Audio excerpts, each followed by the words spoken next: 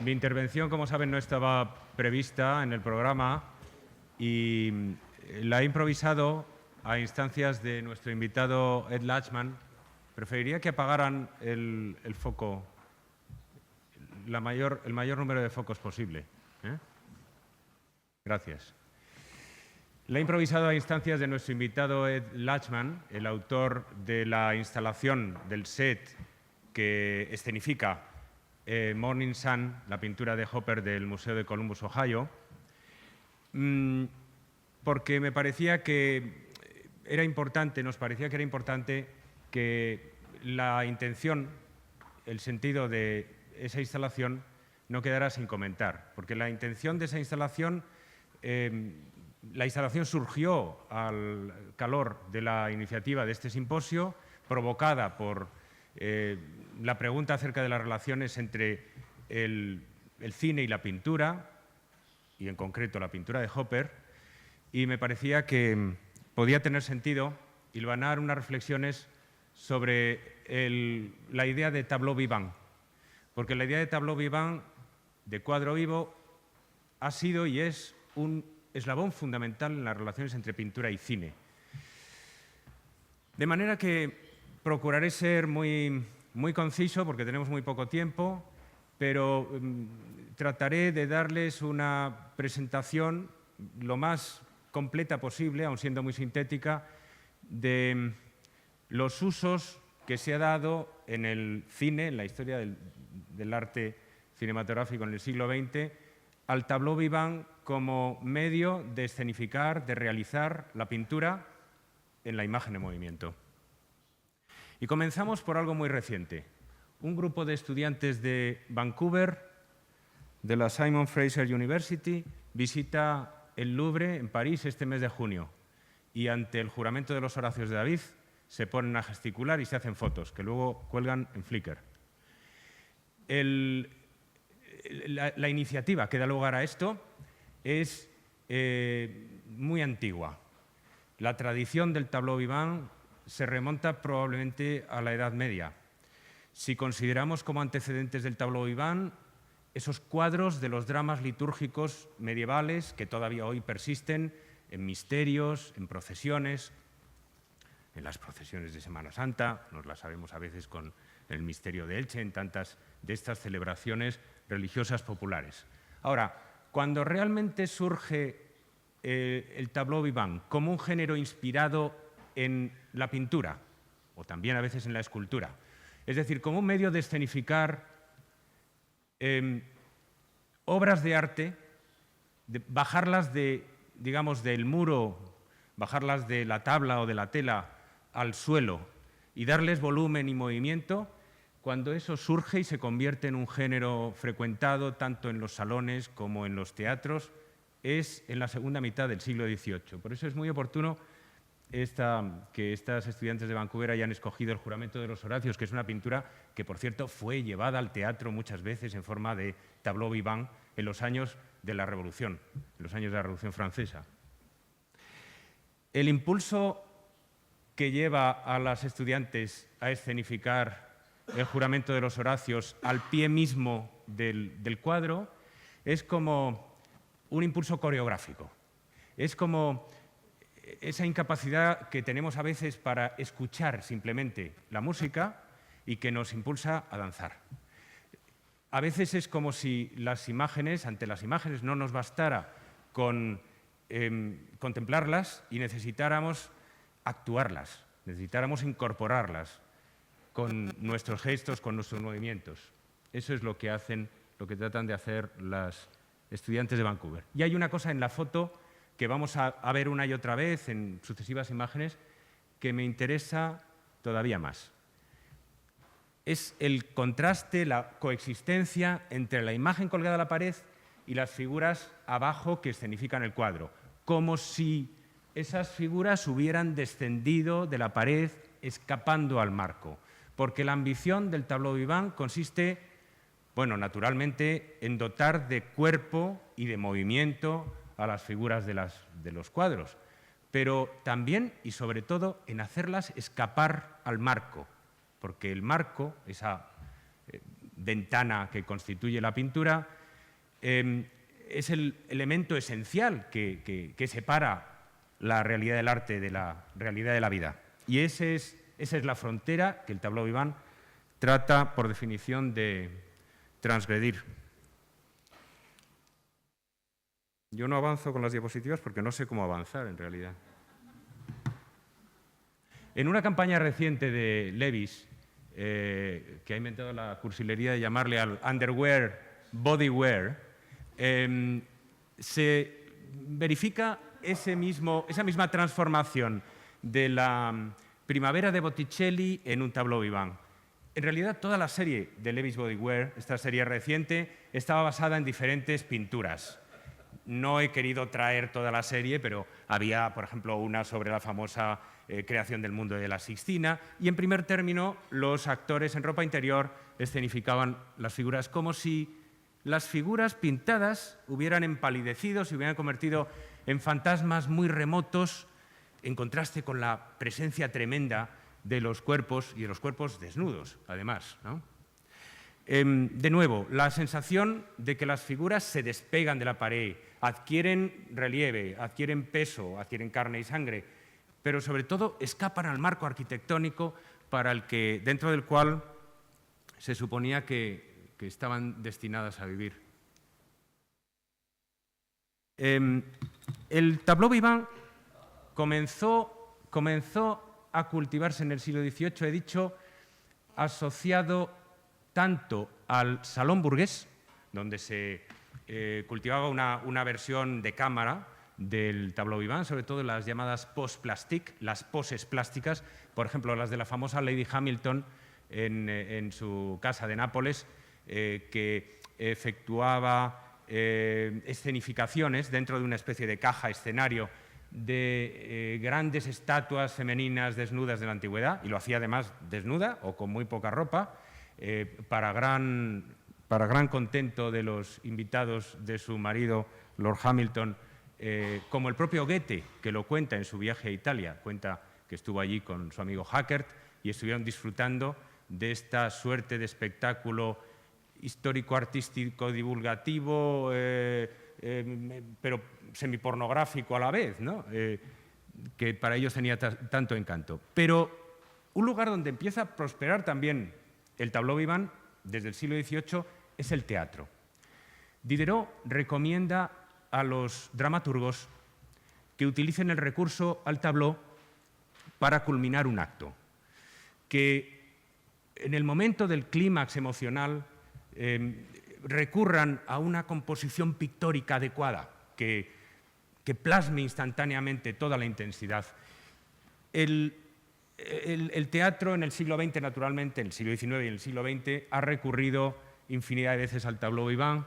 Una de las más memorables, y pertenece a la historia, es una de las grandes obras del teatro musical de Broadway, es en esta obra de Sondheim, de Stephen Sondheim, Sunday in the Park with George, de 1984, que ha sido reescenificada montones de veces. Esta es una de las reescenificaciones, en la que de nuevo el cuadro está en la pared.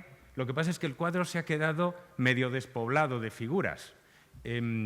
Faltan en él algunas figuras. Está como lo esencial del decorado, pero faltan algunas figuras porque las figuras se han venido a vivir entre nosotros.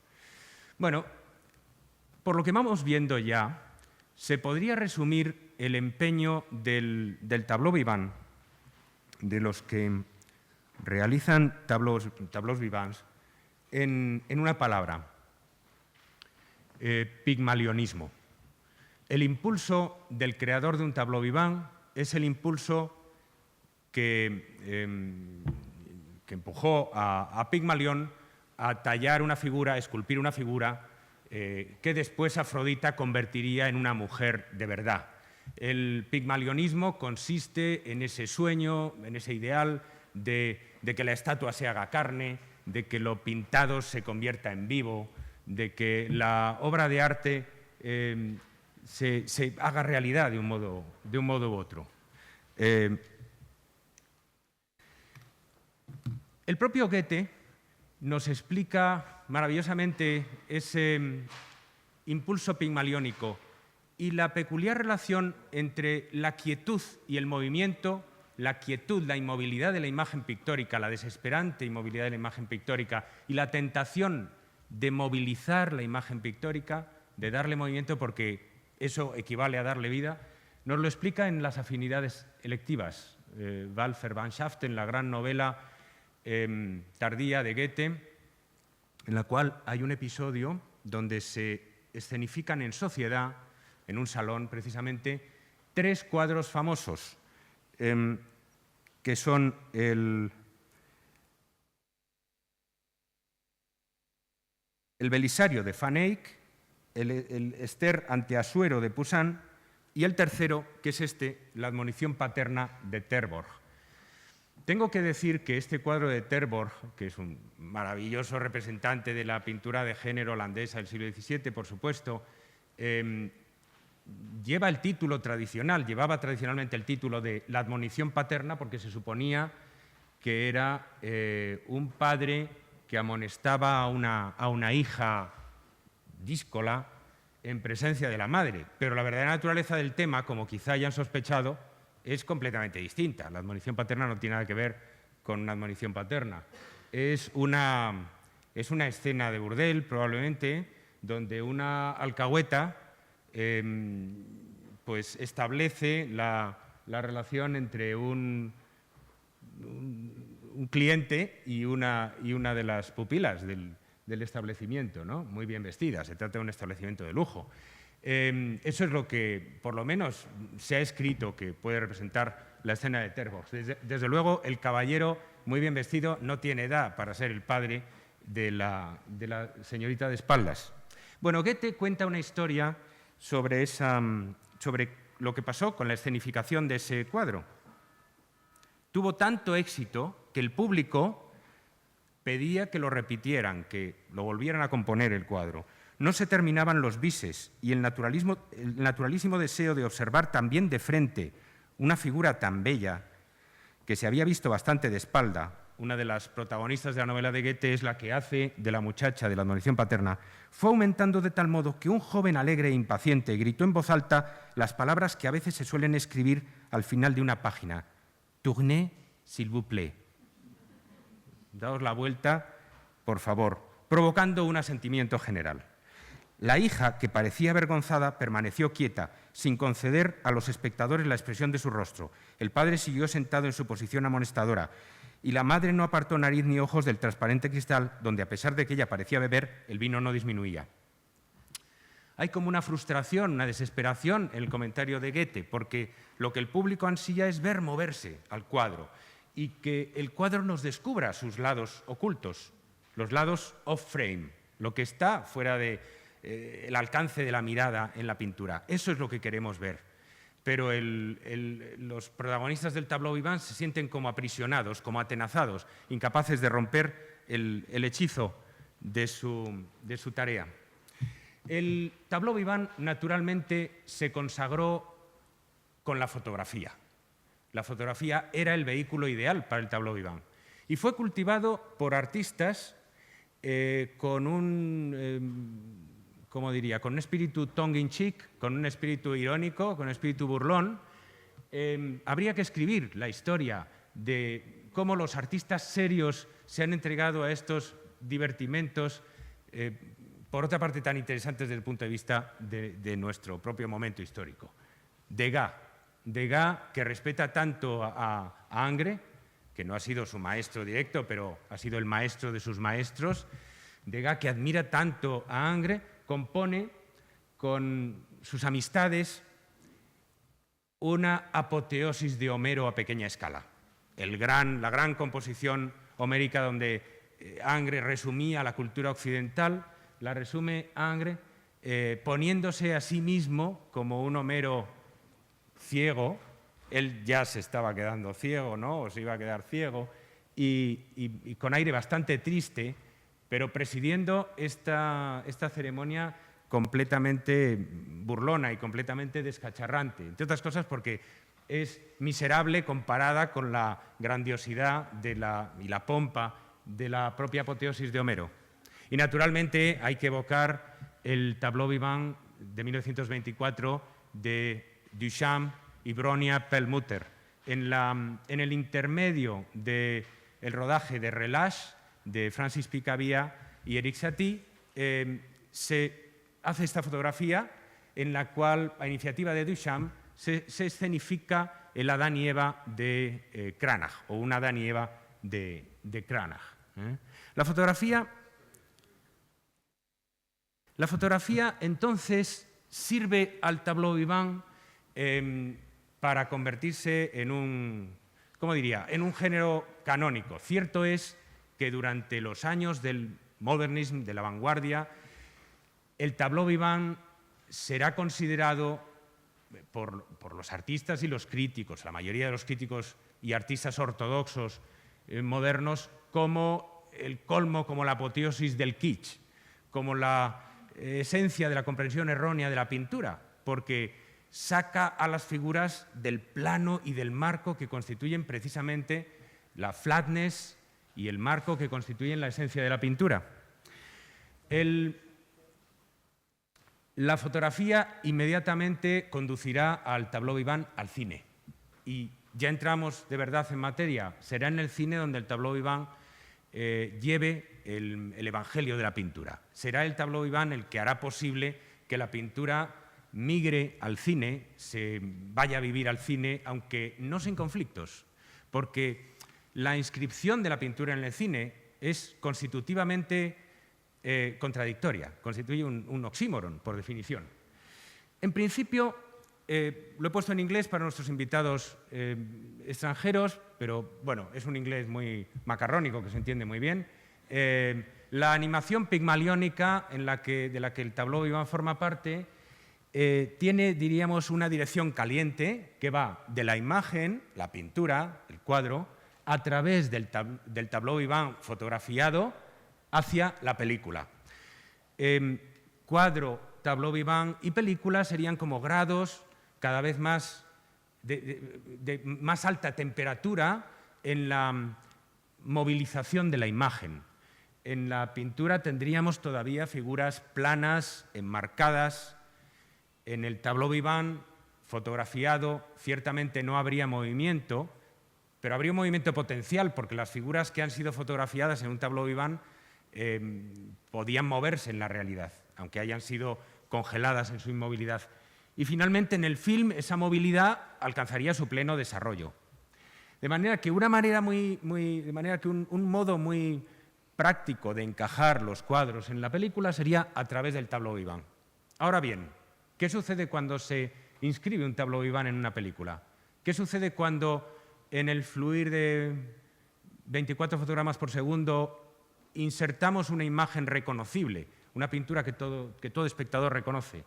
Bueno, eso provoca una detención, provoca un bloqueo, provoca una fijación hipnótica y provoca que el flujo narrativo, pero también el flujo visual simplemente, se quede como detenido. La película se atranca, un film se atranca cuando está estorbado, cuando tiene inscritos en él tableaux vivants, cuadros vivos de pinturas conocidas. El problema clásico de cómo inscribir lo inmóvil en lo móvil se había planteado en la estética, lo había planteado Lessing en la estética en el siglo XVIII con su Laoconte. Lessing sostenía que el lenguaje de la pintura y de la escultura y el lenguaje de la literatura, por otra parte, eran completamente distintos y autónomos entre sí. La pintura estaría completamente dedicada, como la escultura, a la descripción o a la presentación de cuerpos y la literatura a la narración de acciones, porque la pintura estaría abocada a representar lo espacial y la literatura estaría, en cambio, condenada, digamos, a representar el tiempo y a moverse en el tiempo. ¿Cómo entonces podría, por ejemplo, el literato, se interrogaba Lessing, cómo entonces podría el literato afrontar la éfrasis, la descripción de un cuerpo, por ejemplo, de un objeto bello? Desde luego no interrumpiendo el relato y parándose a describir los pormenores del objeto, sino relatando una acción en la que el objeto estuviera implicado. Por ejemplo, el caso que mejor viene a colación de esto es el de la descripción del escudo de Aquiles en el canto 18º de la Ilíada, por Homero. El canto 18º de la Ilíada, cuando se está hablando de las armas de Aquiles, de las nuevas armas de Aquiles, Homero, diríamos, introduce una descripción de su escudo, una descripción de más de 100 versos, muy pormenorizada. ¿Y cómo hace para que no se detenga el flujo, el movimiento del relato? Pues lo que nos relata es cómo Hefaistos forja el escudo de Aquiles y lo que va poniendo en él. O sea, el proceso de fabricación del escudo es lo que debería conseguir dinamizar el objeto, convertirlo en flujo y no meramente en algo detenido. El problema del tableau vivant equivale a este.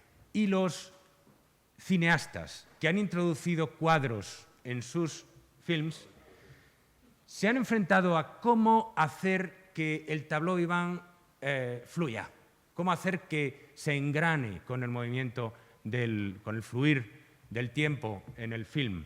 Vamos a ver una serie de clips. Les prometo que todos los clips son muy breves, ninguno excede los 2 minutos, de 9 películas, algunas de ellas clásicas, otras muy recientes, pero que todas ellas son ejemplares en presentar modos de insertar el tableau vivant en el tiempo fílmico. ¿Podemos ver el clip? Se trata naturalmente de la película de Abel Gance, Napoleón, de 1927, donde Abel Gance contrata a Antonin Artaud para hacer de Marat y para escenificar la muerte del revolucionario radical jacobino.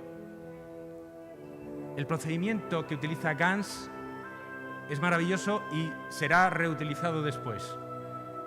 Asistimos a la vida cotidiana de Marat en su bañera, a la visita de Charlotte Corday. Marat está enfermo y tiene que pasar muchas horas en la bañera.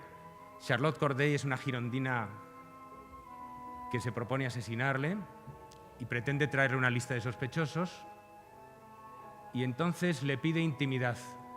Y entonces, maravillosamente, Abel Gance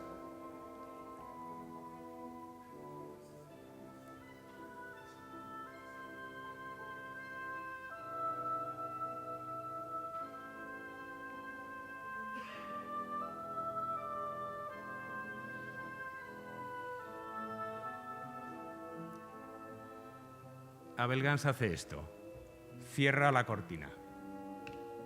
Y esa es la frontera que separa la vida de la muerte, el fluir temporal del tableau vivant, porque cuando la cortina se descorre, lo que encontramos es el cuadro de la muerte de Marat por Jacques-Louis David. Y la acción regresa inmediatamente. La acción regresa para que el tiempo fílmico no deje de fluir, ¿no? Pero Marat está ya inmóvil para siempre, tal como David lo había visto e imaginado. El modelo de Gance, ¿podemos pasar la diapositiva? Se ha quedado atrancado.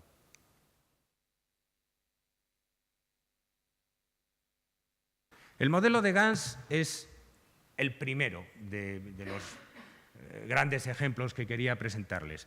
Un fluir interrumpido, si quieren primitivo, elemental, un fluir interrumpido a modo de un marco por esa cortina que se corre y luego se descorre para dejarnos ver la imagen congelada, ¿no? El freeze frame, la imagen afectada por esa parálisis que es la que representa el tableau vivant. Un segundo ejemplo, lejano en el tiempo, pero clásico y próximo al de Abel Gance en algunos aspectos. En ambos hay un espíritu surreal, y no solo porque estuviera Artaud en el de Abel Gance, es naturalmente Viridiana y es probablemente el más conocido de todos los usos del tableau vivant en el cine. El famoso banquete de mendigos de Viridiana, donde, como se sabe, los pobres, protegidos por don Jaime, abusando de su generosidad, pues una noche se emborrachan, invaden la casa y organizan un banquete que termina en orgía. ¿Podemos ver el clip?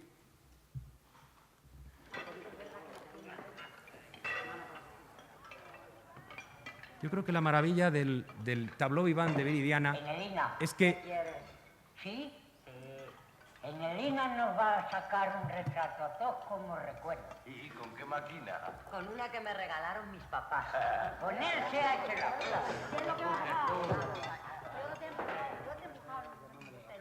Si no os estáis quietos, no os retrato. Y cuando yo diga alto, que nadie se mueva.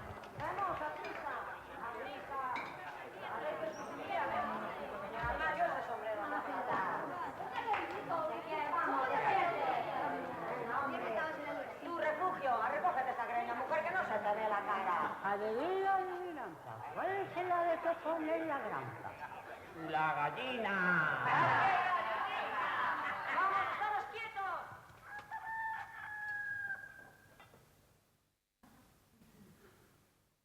Tú no te muevas.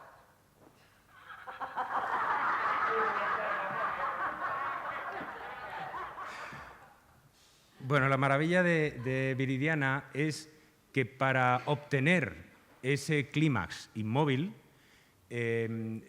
Buñuel coreografíe una serie de movimientos tan complejos, porque está moviendo la cámara alrededor de la mesa y todos los personajes se están moviendo a la vez, en lo que tuvo que ser una cosa infinitamente difícil de preparar, porque cada uno tiene que aparecer naturalmente en un lugar y con una postura muy determinada en la cena de Leonardo. Bueno, es una de esas imágenes antirreligiosas de Viridiana y de todo Buñuel. En la propia Viridiana, el crucifijo con la navaja de muelle, la corona de espinas arrojada a la hoguera, el Aleluya de Händel, que suena inmediatamente después, ¿no? Inmediatamente después el personaje desdentado va al gramófono y pone el Aleluya de Händel a todo volumen. Yo creo que lo esencial, el procedimiento esencial de Buñuel es bueno, puesto que hay que tener inmóvil el cuadro en ese instante, durante ese instante, vamos a rodearlo de un movimiento como hiperbólico, exagerado, intensificado. Y luego el haber encontrado ese pretexto que sirve como la cortina de Abel Gance, que es el Edina levantándose las faldas. El sexo femenino es el que actúa como obturador fotográfico que se abre y se cierra, como un ojo que se abre y se cierra, como un parpadeo muy veloz, es el que realiza el cambio mágico de la inmovilidad a la quietud, de la inmovilidad al movimiento, del movimiento a la inmovilidad. ¿Podemos seguir adelante?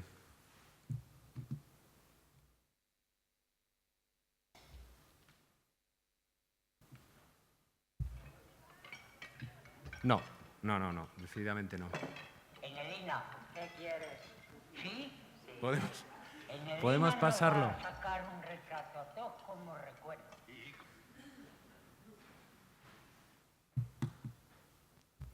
Hay una historia mitológica muy antigua que tiene relación con el gesto de Nedina, que es la historia de Deméter y Baubó. Saben ustedes que cuando Deméter había perdido a Perséfone, a su hija Perséfone, secuestrada por Hades, Deméter ya no quiso, abandonó el Olimpo, no quiso ver a los dioses y no quería probar comida. Y se marchó por toda la tierra errante, de luto. Y naturalmente no reía y ayunaba, no había nadie que la sacara de su tristeza. Entonces llegó a una casa de unos pobres campesinos y la mujer de la casa le ofreció una sopa de cebada, que era lo que se ofrecía a los visitantes, y Deméter la rechazó. Y entonces la señora de la casa, en gesto de despecho, le dijo, sí, pues mira, y se levantó las faldas y le enseñó el sexo. Y entonces Deméter prorrumpió en una carcajada tremenda y se rompió el hechizo del duelo por Perséfone. Entonces ese gesto obsceno es el que rompe la magia, lo que parecía un misterio tremendo se queda convertido en un chiste, en un episodio cómico. Podemos ver el clip. En 1956, Minelli hizo Last for Life,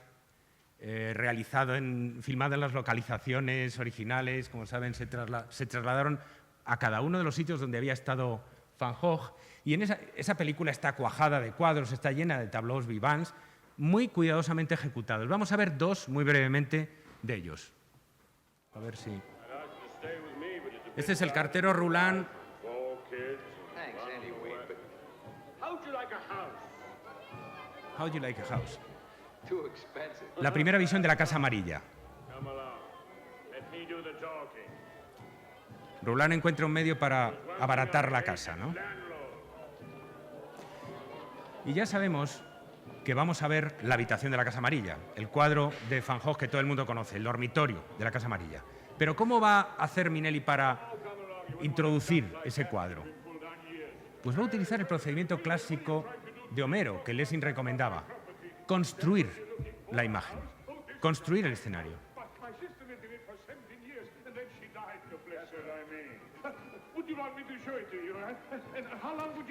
Roulin juega a despreciar naturalmente la casa y para que el propietario se la ofrezca a Van Gogh con más empeño.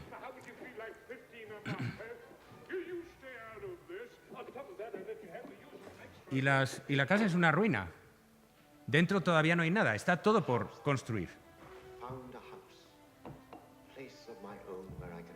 Y del mismo modo que el cuadro está por pintar, la casa misma está por hacer. Entonces empezamos a ver llegar las sillas que luego vamos a ver efectivamente en el set, digamos, del cuadro del dormitorio de la Casa Amarilla. Ellos están preparando el escenario.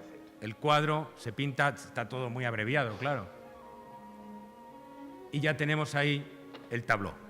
Una vez que nos han construido la imagen, nos han dejado ver cómo se construye. E incluso cuando se nos presenta el tabló, ni por un momento Minelli para la acción. Él entra y sale. Nos hemos asomado, hemos entrevisto el tabló, pero la cámara no se detiene y el propio pintor no se detiene. Vuelve a descender las escaleras. En realidad he colocado antes Viridiana, que es posterior a Van Gogh, pero es que el lenguaje de Last for Life es en color y es más probablemente contemporáneo. El otro tabló que quería mostrarles es el de un cuadro muy tardío de Van Gogh, que es el Ayuntamiento de Auvers, el 14 de julio. Lo hemos visto al principio, al comenzar esta secuencia, y lo que sigue es una descripción pormenorizada de todo lo que pasa dentro del cuadro. De manera que, por primera vez, en esta serie de clips, vemos un tableau vivant no desde fuera, sino verdaderamente entrando a vivir dentro de él. La técnica de Minelli en este caso es no escenificarlo ante nuestros ojos, sino hacernos penetrar en la escena y movernos con Van Gogh a través de la plaza en fiestas. Que, por cierto, es el escenario real, es la misma plaza de Auvers donde está filmado. Los soldados, la banda,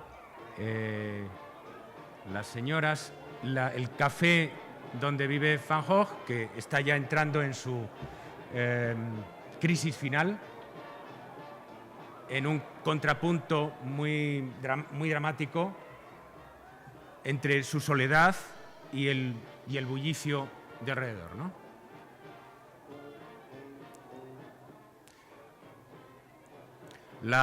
El espectáculo va quedando afuera, va quedando como, va alejándose a medida que nos concentramos en el drama de él. Y ya se puede anticipar el final. Con ese vaso que se carga Kirk Douglas, pues ya está anticipado el suicidio poco tiempo después, ¿no? ¿Podemos seguir? Entonces, el procedimiento de Minelli es un procedimiento también muy venerable, que, por ejemplo, Diderot había utilizado en 1767, en su salón de 1767, haciendo penetrar al espectador en una pintura de Vernet. Diderot empieza a contar al lector una historia y al cabo de unas páginas le explica al lector: en realidad, querido lector, te he estado engañando, porque esta historia que te estaba contando no era otra cosa, sino que mi imaginación se internaba paseando por los caminos de unos cuadros de Vernet que yo he estado contemplando en el salón. En un periodo mucho más cercano a nosotros hay un autor, y una película sobre todo, que pues cualquier aficionado al cine identifica como yo no sé si es una película lograda como película, pero sí es una película muy interesante desde el punto de vista de la relación con la pintura, de cómo ver la pintura. Es el Caravaggio de Derek Jarman de 1986, en la que con un cultivo deliberado del anacronismo, se escenifica la vida exagerada del pintor. Después de un comienzo donde se nos describe al pintor enfermo, hay una secuencia donde el pintor habla o recuerda sus propios años adolescentes como un chapero y pintor adolescente, y cómo pues obtenía dinero saqueando a sus clientes ricos, etc. Y en esa secuencia está inscrito el archifamoso cuadro del joven con la cesta, que es la imagen de la película, es la cover image del film, o sea que tiene una importancia extraordinaria. Vamos a ver si podemos ver el clip. El joven Caravaggio ha ahuyentado al cliente después de saquearle y se sienta, y entonces vienen los pródromos del tableau vivant, la preparación, los preparativos, empiezan a aparecer elementos artificiales, elementos de atrecho que nos sacan de la pura...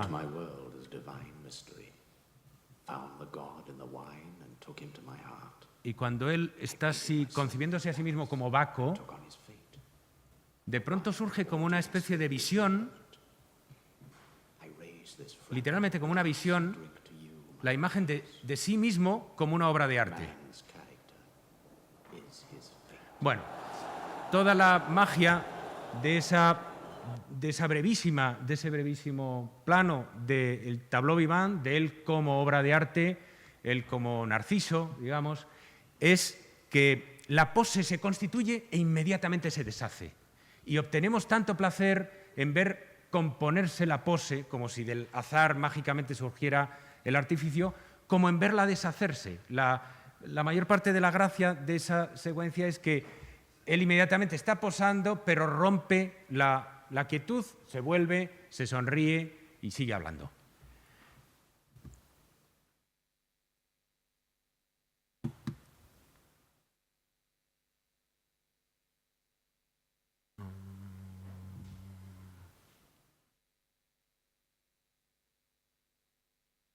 No sé si esto avanza o no. Nos quedaba por ver el chico de la cesta, claro. El original de Caravaggio.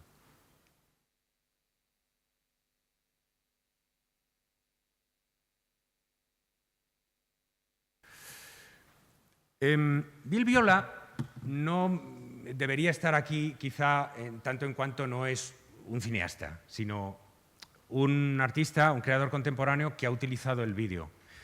Pero en su obra yo lo he querido traer como...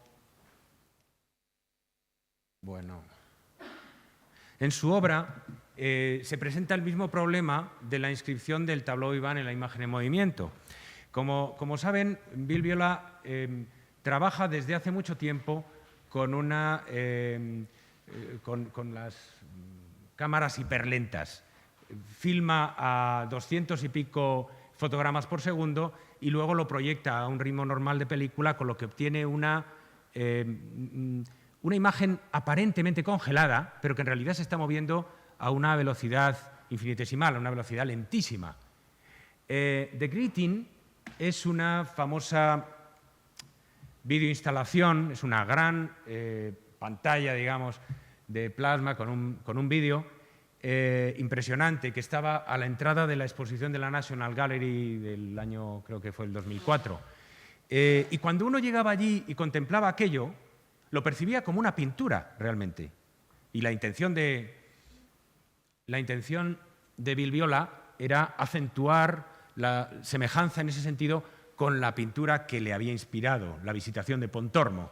Aunque literalmente no sean iguales, pero el aire de pintura de Greeting era muy intenso.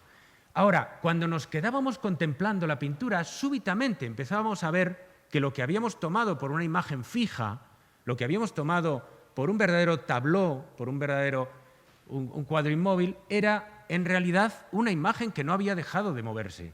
Era una imagen todo el tiempo en movimiento. Esta yo creo que esta es la cuadratura del círculo. Bill Viola verdaderamente ha conseguido aproximar tanto la imagen en movimiento a la imagen fija, el fotograma, el freeze frame y el flujo de la película, de manera que se vuelvan ya indiscernibles, ¿no? En muchas de sus pinturas eso provoca, ¿cómo diría?, un exceso de virtuosismo que directamente muchos asimilan al kitsch. Probablemente Bill Viola es el más importante y más genial candidato al kitsch contemporáneo. Pero yo creo que no sin grandeza. Es kitsch, yo creo, a la manera en que Wagner es kitsch, ¿no? Y no deja de ser un genio por ello. Es verdad que hay una enorme pomposidad en esta aspiración a hacer con las pantallas de plasma lo que hacían los maestros del Renacimiento en sus predelas, pero no deja de haber una enorme audacia también en el asumir este desafío de maridar la imagen en movimiento y hacer que el tableau vivant esté siempre inmóvil, pero esté siempre moviéndose a la vez. Y pasamos al cine más reciente, y vamos terminando. Quiero decir, pues al cine ya de la última época, de la última década. Les he traído algunas películas, unas más comerciales como esta, otras mucho menos, algunas nada comerciales. La joven de la perla es archiconocida, como es archiconocido el cuadro que constituye el pretexto de la película y que da lugar a la cover image del film, que es la imagen de Scarlett Johansson, que por cierto inicialmente no estaba destinada a ser la estrella de esta película, iba a ser otra actriz. Esta, como ven, es la imagen del film. Y hay una secuencia en la que se nos conduce al clímax del cuadro, el tableau vivant, siempre, la imagen congelada, mediante un sinuoso y sutilísima evolución, de la que yo no puedo mostrar aquí nada más que la última parte. Hay un proceso de aproximación del pintor a ella. En realidad es toda la película, ese proceso titubeante de aproximación, de avanzar y retirarse, ese proceso a veces, esa actitud envolvente del pintor con respecto a ella. Y eso culmina en una escena en la que él le taladra la oreja, en una escena que es a la vez cruel y refinada, es una escena como japonesa, enormemente cruel y enormemente refinada, en la que él le taladra la oreja, hay mucho de metáfora del acto sexual, naturalmente, y a continuación le pone el pendiente y la pinta. Y vamos a ver simplemente la última parte, después de que él ya le ha taladrado la oreja, porque era todo lo que podíamos. A ver, se puede ver el clip.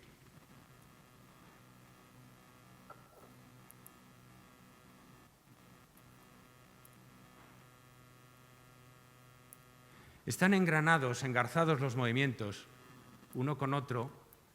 Ella coge la perla, se la pasa a él, él la pone en la oreja, la lágrima cae, como si cada paso desencadenara el siguiente. Y una vez que la lágrima llega hasta el labio, él mueve el dedo por el labio y a continuación hay un conato de beso que no llega a realizarse y así se culmina el tabló. Yo diría que la clave en este caso ha consistido en hacer que el movimiento que precede al tabló fuera lo más inmóvil posible. Así como algunos cineastas procuraban conferir al tabló la mayor movilidad posible, la mayor agilidad y el mayor dinamismo posible, en este caso la táctica consiste en conferir a toda la secuencia anterior, a todo el fluir anterior, algo de inmovilidad.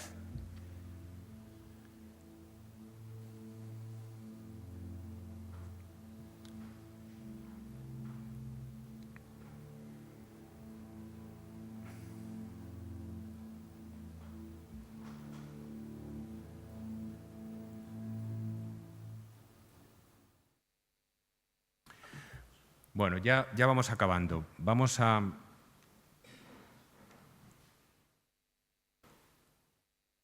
ver 3 películas más de esta década, recientes. La primera es Night Watching, de Peter Greenaway, del año 2007, que está centrada naturalmente en la vida de Rembrandt, en 1642, en un momento culminante de la vida de Rembrandt. Está centrada en la ronda de noche, en el encargo de la ronda de noche, y tiene un argumento un poco tonto relacionado con el descubrimiento de un asesinato.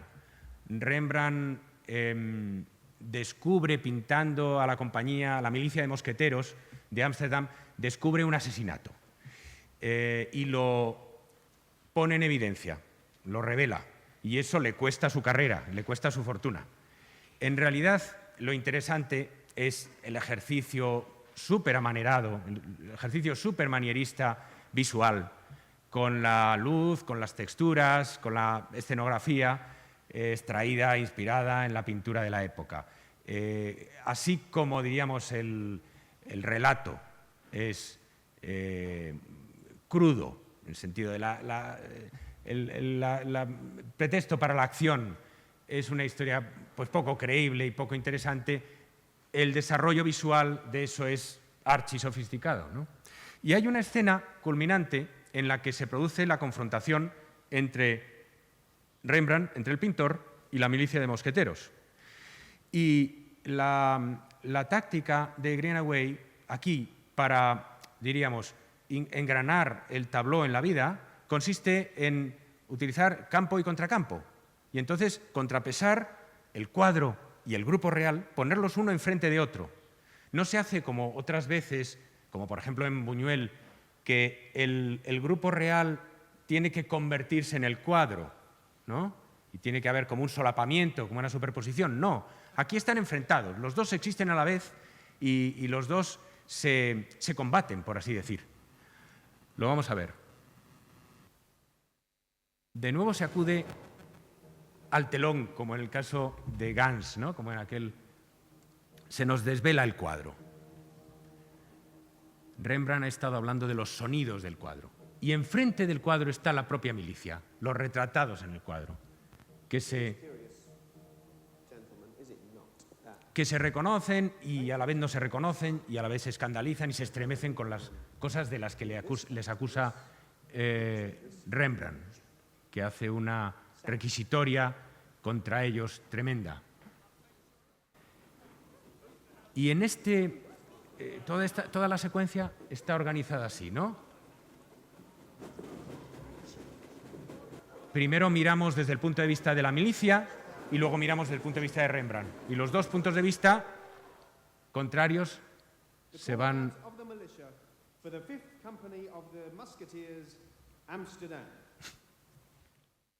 There is, of course, another sound.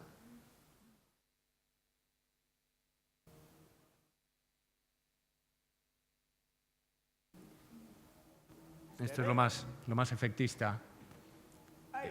El cuadro dispara contra sus modelos, en realidad. Y el cuadro, que es el sumo orden, descompone el orden del grupo que ha posado para él, ¿no? El artista enfrentado polémicamente a su realidad.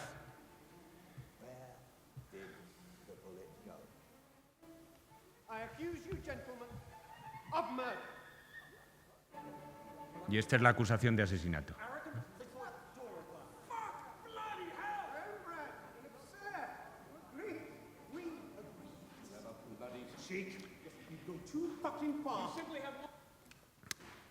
En el mismo año 2007, Philip Haas compuso una pieza de vídeo mucho más, nada comercial, y una serie de fotos relacionadas, bueno, surgidas a propósito de un encargo del Kimball Art Museum. El Kimball Art Museum de Fort Worth posee, a ver si lo podemos ver aquí, porque está debajo de esta imagen, pero se ha quedado ahí enterrada. Bueno, los misterios de la técnica. Hay un cuadro de Carracci que se llama La carnicería, que está en la colección del Kimball Art Museum, y sobre él Philip Haas concibió una pieza de vídeo muy compleja que tiene también, pues eso, secuelas fotográficas como estas. Que es, bueno, me gustaría que pudiéramos ver el Carracci que hay debajo, pero no sé cómo se puede hacer con esto, la verdad. Tenía que haber aparecido primero el Carracci y después esto. Es una realización muy literal. Y a continuación vamos a ver un clip de cómo hace deslizarse al tableau vivant a lo largo de los largos minutos que dura la pieza de vídeo. ¿Podemos ver el clip? Para empezar, volvemos a ver el recurso al campo contra campo, que ya utilizaba Greenaway, pero esta vez desarrollado más didácticamente en dos pantallas distintas. O sea que estamos viendo al pintor y viendo a sus modelos, o bien podemos adoptar el punto de vista del pintor, el punto de vista de sus modelos alternativamente. Y hay un paralelismo estricto entre la preparación, cómo el pintor va preparando sus materiales y cómo los carniceros preparan los suyos. El pintor está preparando la tela y los carniceros preparando la carne que van a lucir. Y cuando han terminado este proceso, se constituye el tableau.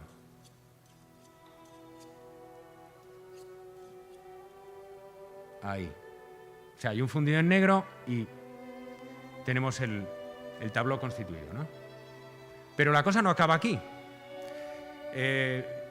Philip Haas va más allá y en esto pues, quiere evidenciar que es más moderno y no es ingenuo, no es, pues eso, como Abel Gance o estos clásicos que hacían simplemente tableau vivant del cine, sino que ahora se va a proponer mostrarnos una analogía más profunda entre el objeto y la pintura, entre lo que Carracci ha pintado, la carne que ha pintado, y la pintura misma. Y entonces, con este movimiento,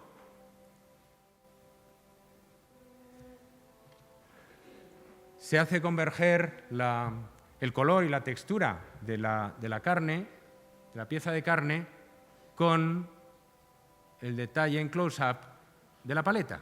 Esto es lo verdaderamente moderno, claro, la equiparación de las materias, no la escenificación naif de la historia, sino la historia. Philip Haas insiste mucho todo el tiempo en los procesos materiales, el pintor es un artesano como los carniceros son artistas como el pintor, y finalmente todo termina en la materia, ¿no? Y vamos a ver el último de los clips.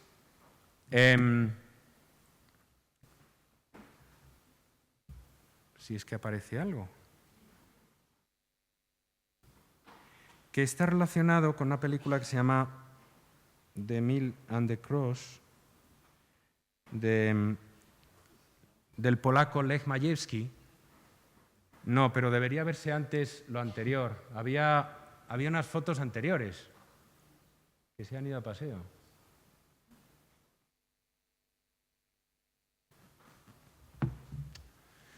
Eso es. Lech Majewski, bueno, leyó un libro de un crítico, más bien un crítico le envió un libro suyo que se llamaba así, de Milan de Cross, sobre el camino del Calvario de Peter Bruegel, que representa, pues eso, la pasión de Cristo, pero en el mundo tumultuoso de la sublevación, la guerra, la invasión del Flandes de su propia época, con 500 personajes, con una escena verdaderamente prodigiosa, cósmica y laberíntica a la vez. Bueno, entonces Lech Majewski se propuso escenificar eso no en un tabló, sino diríamos en una infinitud de tablós. O sea, la idea que hemos visto ya en Minelli, en la película de Van Gogh, de entrar en el cuadro y desplazarse y explorar el cuadro desde dentro, la idea esa de Diderot, del habitar en el paisaje, se realiza en la película de Majewski hasta su extremo. Este es Bruegel, que es el actor alemán este de...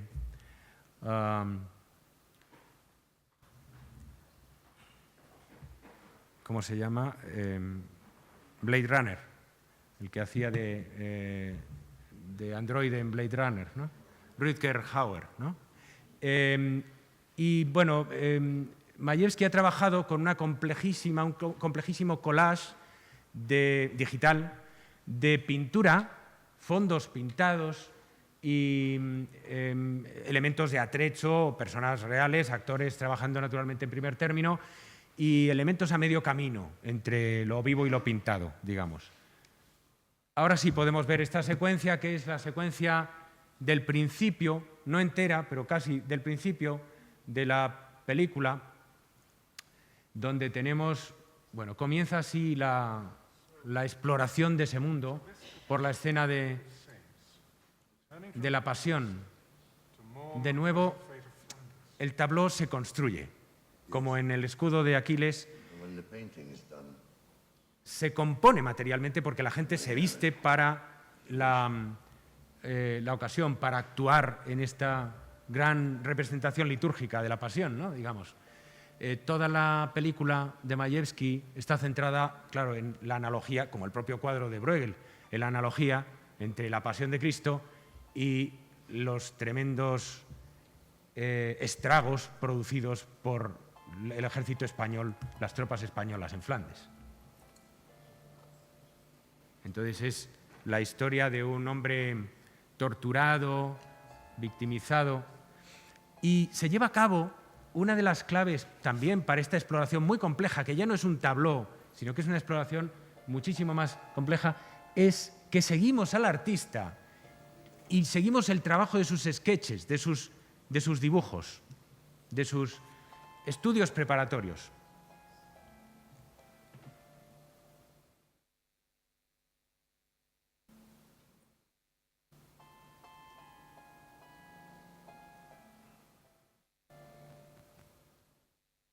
El propio artista actúa como escenógrafo, ¿no? Y coloca... Y aquí nos asomamos a un facsímil del cuadro, ¿no? Lo más parecido a un facsímil del cuadro montado con medios digitales. Así comienza. O sea, la película comienza con el tabló y luego eso se va a ir explorando en detalle, dejándonos entrar en su interior, en sus intestinos, ¿no?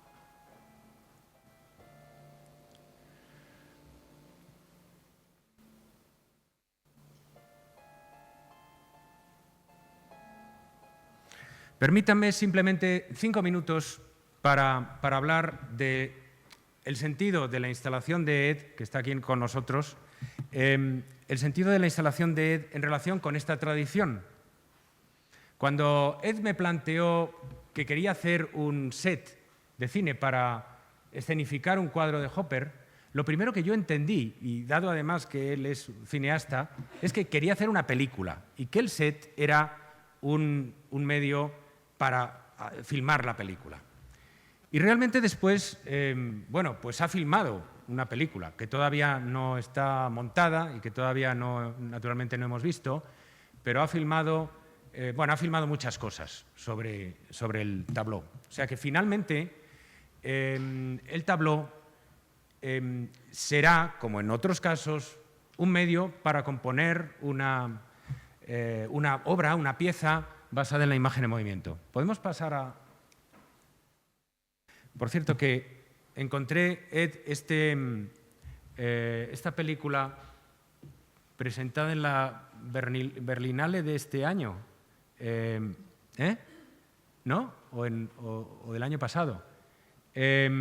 Con la imagen de Morning Sun, en la imagen de cubierta. No conozco la película, ni he visto ninguna secuencia de ella, pero me chocó que estaba evidentemente inspirada en Hopper, pero bueno, Hopper está por todas partes, claro.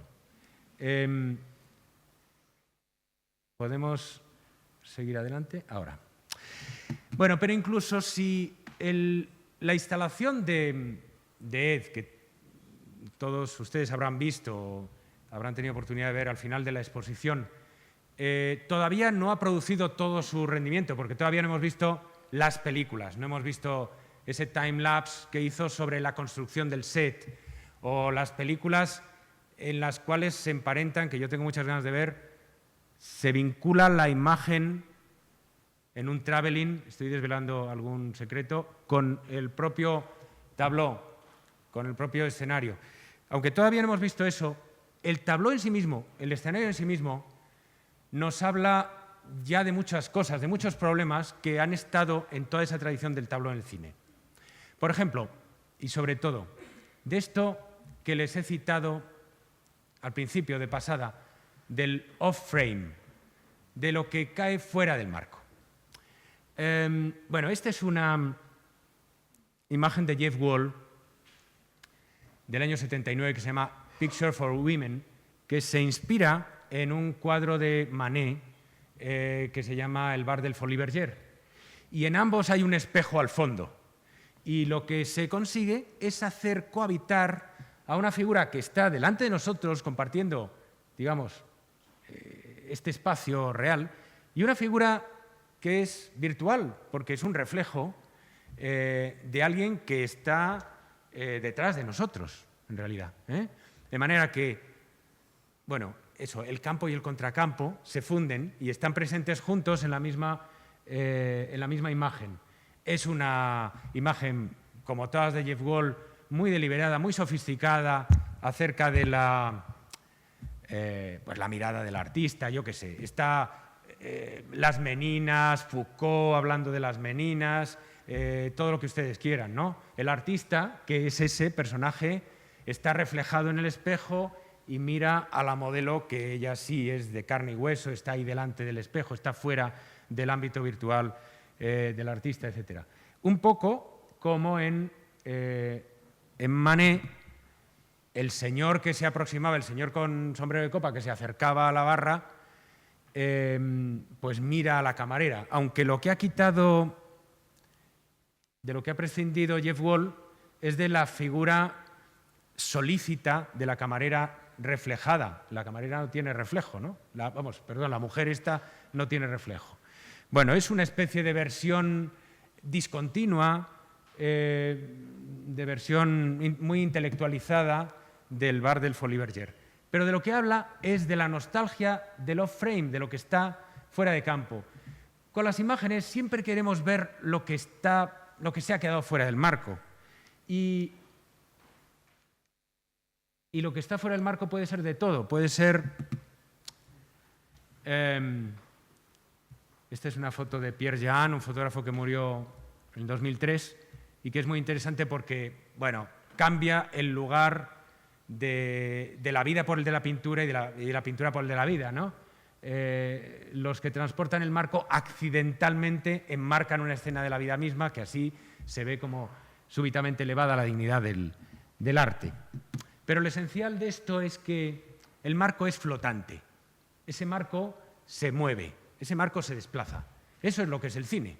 El marco de la pintura está fijo, el marco de la pintura es definitivo.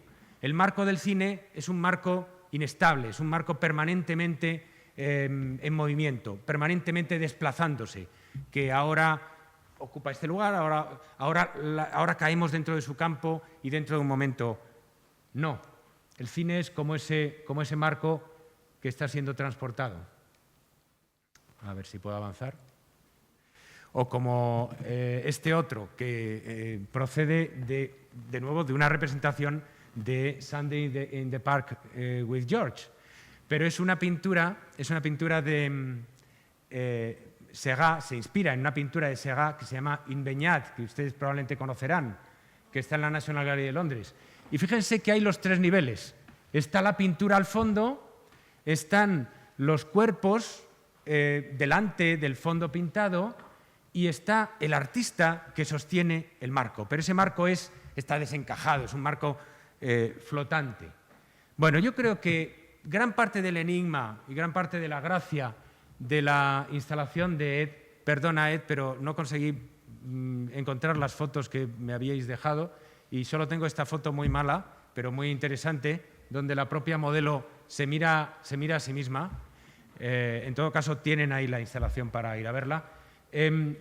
La instalación de Ed tiene el encanto y el acierto de estar constituida por una serie de marcos flotantes, diríamos. Por una parte, el set está pintado de gris y solo la parte central tiene color. Es decir, solo se ha dejado en el color adecuado la parte de en medio. Al otro lado de esa pared hay un foco y hay una proyección en la pared. ¿Y por qué todo eso se ha dejado así? ¿Por qué el foco cinematográfico se ha dejado al descubierto, de manera que la gente vea como la tramoya? Bueno, en la dialéctica de front stage y back stage, de lo que está en primer plano en la representación y lo que está entre bastidores, entre bambalinas, lo que ha querido hacer Ed es ni más ni menos que poner al descubierto lo que rodea al cuadro, eso que está fuera del marco, lo que hace posible que el cuadro nos ofrezca una realidad verosímil o una realidad convincente o emocionante. Todos esos elementos accesorios de attrezzo, la maquinaria, etcétera, que el artista pone en movimiento. Y esos los ha dejado al desnudo, para mostrarnos que la naturalidad de la imagen es una gran mentira, fabricada laboriosamente con muchos elementos, con mucho esfuerzo, con mucha técnica, diríamos, con toda esa técnica que está fuera del marco. Muchas gracias.